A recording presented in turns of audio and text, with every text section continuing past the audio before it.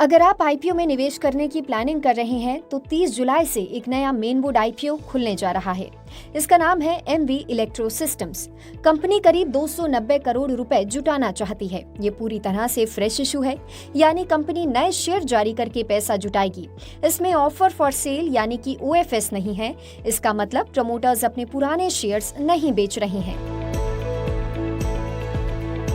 MV electro systems का IPO 30 जुलाई 2026 को खुलेगा और 3 अगस्त 2026 तक इसमें निवेश किया जा सकेगा। शेयर्स का प्राइस बैंड 400 रुपए से 425 रुपए प्रति शेयर रखा गया है। रिटेल इन्वेस्टर्स को कम से कम एक लॉट यानी कि 34 शेयर्स के लिए आवेदन करना होगा। अपर प्राइस बैंड के हिसाब से इसके लिए 14,450 रुपए का निवेश करना होगा। अगर अलॉटमेंट मिलता है तो शेयर 4 अगस्त को अलॉट होंगे। इसके बाद 6 अगस्त 2026 को कंपनी के शेयर एनएसई और बीएसई पर लिस्ट होने की उम्मीद है। एमवी इलेक्ट्रो सिस्टम्स की शुरुआत साल 2009 में हुई थी। कंपनी इंडियन रेलवेज के लिए इलेक्ट्रिकल और पावर इलेक्ट्रॉनिक्स इक्विपमेंट बनाती है।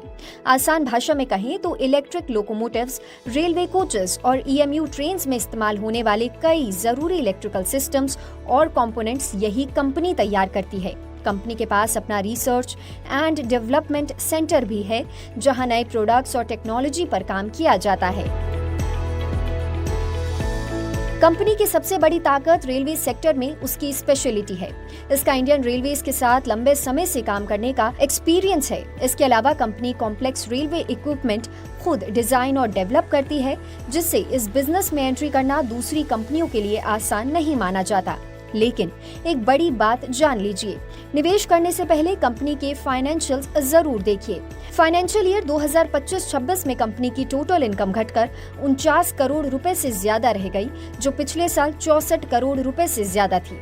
सबसे बड़ी चिंता की बात यह है कि कंपनी पिछले साल 1 करोड़ से ज्यादा के प्रॉफिट में थी, लेकिन फाइनेंशियल ईयर 2025-26 में ये 12 करोड़ के लॉस में पहुंच गई है। यानी रेवेन्यू भी कम हुआ है और प्रॉफिट की जगह लॉस दर्ज हुआ। अगर आप इस आईपीओ में निवेश करने की प्लानिंग कर रहे हैं तो सिर्फ रेलवे सेक्टर का नाम देखकर फैसला ना लें। कंपनी के बिजनेस के साथ साथ उसके फाइनेंशियल परफॉर्मेंस, रिस्क और आईपीओ के वैल्यूएशन को भी अच्छी तरह से समझें। उसके बाद ही निवेश का फैसला करें।